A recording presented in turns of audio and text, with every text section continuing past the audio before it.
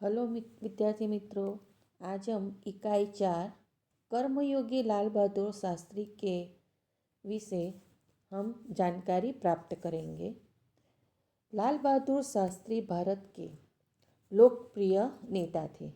वो तो आप सब जानते ही होंगे, आगे भी पढ़ने में आया होगा। जवाहरलाल नेहरू की मृत्यु के बाद वे स्वतंत्र भारत के दूसरे प्रधानमंत्री बने थे। इस पद पर वे केवल 19 महीने रहे। इस दरमियान देश कठिन परीक्षा की घड़ी से गुजर रहा था। पाकिस्तान ने भारत पर आक्रमण कर दिया। भारतीय सेनाओं ने उसका मुंह तोड़ उत्तर दिया। सारी दुनिया ने शास्त्री जी के नेतृत्व का लोहा माना।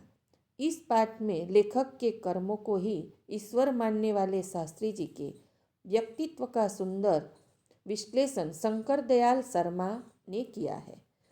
भारत के नॉर्वे राष्ट्रपति श्री शंकर दयाल शर्मा का जन्म भोपाल मध्य प्रदेश में हुआ था। आपकी आरंभिक शिक्षा मध्य प्रदेश में हुई। आगे की पढ़ाई आपने क्रमशः आगरा, इलाहाबाद तथा लखनऊ विश्वविद्यालय में की थी तथा MA, LLB की उपाधियाँ भी प्राप्त की। बाद में कैम्ब्रिज विश्वविद्यालय से PhD की उपाधि अर्जित की और वहीं पर 1 वर्ष तक प्रवक्ता रहे।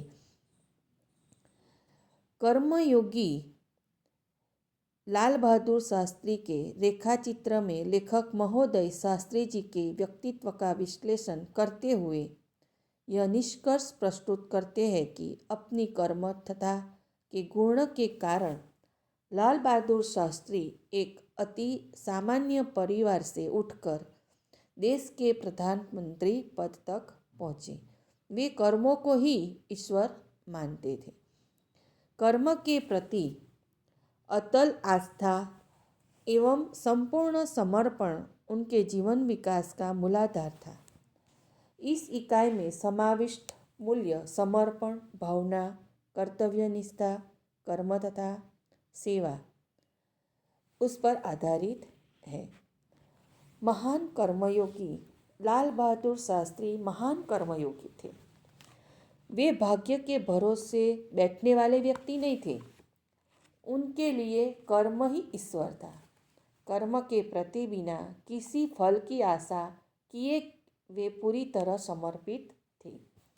उनमें गीता के निष्काम कर्मयोगी के लक्षण देखे जा सकते हैं। उनमें 3 मुख्य बातें थी। शास्त्री जी के चरित्र और जीवन दर्शन में 3 बातें मुख्य थी। तो कि पहली थी अपने उद्देश्य के प्रति दृढ़ आस्था। दूसरी थी उस उद्देश्य को पाने के लिए कर्मयोग का अनुसरण। तीसरी थी कर्म के प्रति पूर्ण समर्पण। शास्त्री जी मानते थे कि जीवन के किसी भी क्षेत्र में सफल होने के लिए समर्पित भाव से कर्म करना जरूरी है। कर्म के प्रति मन में भक्ति होनी चाहिए। उसमें शास्त्री जी की विशेषताएं थी कि शास्त्री जी जो कुछ कहते थे वही करते थे। वे जो कुछ भी करते थे वह राष्ट्र के लाभ के लिए ही करते थे। वे विशिष्ट होकर भी जीवन भर सामान्य बने रहे। विनम्रता, सादगी और सरलता उसके व्यक्तित्व में धूल मिल गई थी। वे जीवन भर महात्मा गांधी तथा डॉक्टर भगवान दास के आदर्शों पर चलते रहे। विनम्र ही पृथ्वी के वारिस बनेंगे। बाइबल की यह उक्ति उन पर बिल्कुल सही बैठती है कि वे स्वयं को कभी शासक न मानकर हमेशा जनता का सेवक ही मानते थे। शास्त्री जी सन 1926 में लोक सेवा मंडल के सदस्य बने और जीवन भर उसके सदस्य रहे। इन संस्था के द्वारा ही उन्होंने अछूतों के उद्धार का कार्यक्रम चलाया था। शास्त्री जी सन 1930 में नमक कानून तोड़ने के सिलसिले में जेल भी गए थे। सन 1942 तक कुल मिलाकर वे 7 बार जेल गए। उनको विभिन्न अनुभव हुआ। सन 1935 में वे संयुक्त प्रांतीय कांग्रेस कमेटी के सचिव बने।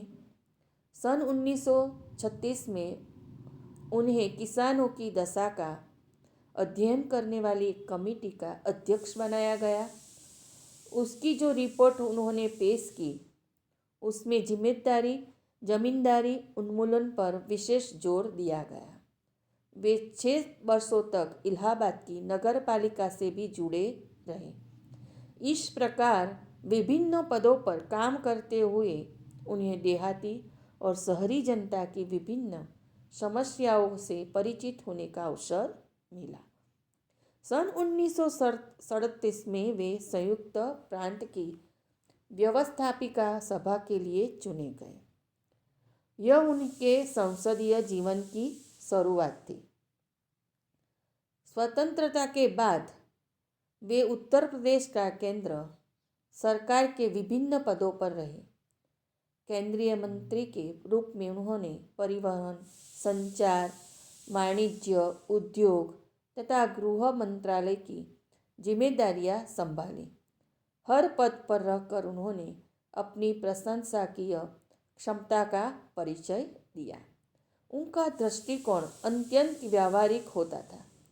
19 महीने तक प्रधानमंत्री के पद पर रहकर उन्होंने उल्लेखनीय सफलताएं और लोकप्रियता प्राप्त की। उनका संदेश है कि शास्त्री जी कहते हैं कि आपका कर्म क्षेत्र कोई भी हो, सबसे पहले आप देश के नागरिक हैं। संविधान के आपको कुछ अधिकार दिए हैं तो कुछ कर्तव्य भी सौंपे हैं। आपको जो स्वतंत्रता मिली है उसका उपयोग देश और समाज के हित में ही होना चाहिए। અહીંયા હું તમને એનું ગુજરાતી પણ સમજાવીશ કે લાલ બહાદુર શાસ્ત્રી એક મહાન કર્મયોગી હતા। તેઓ ભાગ્યને ભરોસે બેસી રહેનારા માણસ નહોતા। તેઓ કર્મને જ ઈશ્વર માનતા। ફળની આશા રાખ્યા વિના તેઓ કર્મ પ્રત્યે પૂર્ણ રૂપે સમર્પિત હતા। તેમનામાં ગીતાના નિષ્કામ કર્મયોગીના લક્ષણો જોવા મળે છે। તેમની 3 બાબતો છે મુખ્ય। તો કે શાસ્ત્રીજીના ચરિત્ર અને જીવન દર્શનમાં 3 બાબતો મુખ્ય હતી। તો કે પહેલી હતી પોતાના ઉદ્દેશ્ય પ્રત્યે દૃઢ શ્રદ્ધા, બીજી હતી તે ઉદ્દેશ્યને પ્રાપ્ત કરવા માટે કર્મયોગનું અનુસરણ અને ત્રીજી હતી કર્મ પ્રત્યે પૂર્ણ સમર્પણ। શાસ્ત્રીજી માનતા હતા કે જીવનમાં કોઈ પણ ક્ષેત્રમાં સફળ થવા માટે સમર્પિત ભાવનાની કર્મ કરવા જરૂરી છે। કર્મ પ્રત્યે મનમાં ભક્તિ પણ હોવી જરૂરી છે। તેમની વિશેષતાઓ હતી કે શાસ્ત્રી જે કંઈ કહેતા તે જ કરતા। તેઓ જે કંઈ કરતા તે રાષ્ટ્રના હિત માટે જ કરતા। તેઓ વિશિષ્ટ વ્યક્તિ હોવા છતાં જીવનભર સામાન્ય વ્યક્તિ બનીને જ રહ્યા। વિનમ્રતા, સાદાઈ, સરળતા તેમના વ્યક્તિત્વમાં ઓતપ્રોત થઈ ગયા હતા। તેમને સમસ્ત જીવન મહાત્મા ગાંધી અને ડૉક્ટર ભગવાન દાસના આદર્શો અનુસાર વિતાવ્યું હતું। વિનમ્ર લોકો જ સંસારના વારસદાર બને એવું બાઇબલની એક આ ઉક્તિ એટલે કે એની એક આ પંક્તિ છે તેને અક્ષરશ લાગુ પડે છે। તેઓ પોતાને કદી શાસક માનતા નહોતા અને જનતાના સેવક જ માનતા હતા। શાસ્ત્રીજી ઈસવીસન 1926માં લોકસેવા મંડળના સભ્ય બન્યા અને જીવનભર તેમના સભ્ય રહ્યા। આ સંસ્થા દ્વારા જ તેમને અછૂતોદ્ધારનો કાર્યક્રમ ચલાવ્યો હતો। ઈસવીસન 1930માં મીઠાનો કાયદો તોડવાના કારણે જેલમાં ગયા અને ઈસવીસન 1942 સુધીમાં તેઓ 7 વાર જેલમાં ગયા હતા। તેમને આ જીવનમાં ઘણા જુદા જુદા અનુભવો થયા છે। ઈસવીસન 1935માં તેઓ સંયુક્ત પ્રાંતીય કોંગ્રેસ સમિતિના સચિવ બન્યા। ઈસવીસન 1936માં તેમને ખેડૂતોની પરિસ્થિતિનો અભ્યાસ કરનારી સમિતિના અધ્યક્ષ બનાવવામાં આવ્યા। તેનો જે રિપોર્ટ તેમણે રજૂ કર્યો તેમાં જમીનદારી પ્રથાનો અંત કરવા પર વિશેષ ભાર મૂક્યો હતો.